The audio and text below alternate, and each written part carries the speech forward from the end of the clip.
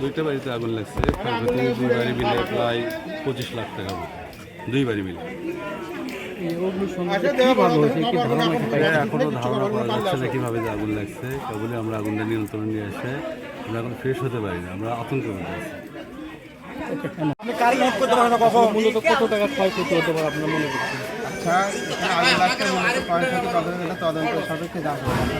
এখানে এখানে আগুন কোথা থেকে লাগছে সেটা একটু আগুন যেগুলো একটা কারণে লাগতে পারে, চুলের আগুন হতে পারে, বৈদ্যুতিক আগুনের যে কোনো কারণে আগুন লাগতে পারে। আগুন এখন ওনারা যেন প্রত্যক্ষ যারা ছিল তারা এই বিষয়টা বলতে পারে। এটা কত সময় লাগলো আসলে আগুন নিয়ন্ত্রণে আনতে? আগুন নিয়ন্ত্রণে আপনার 10 থেকে 15 মিনিটের মধ্যে আমরা নিয়ন্ত্রণে নিয়ে আসি। কোনো লোকজনের কোনো ক্ষয়ক্ষতি? না, ওই জন্য কোনো ক্ষয়ক্ষতি হয়নি।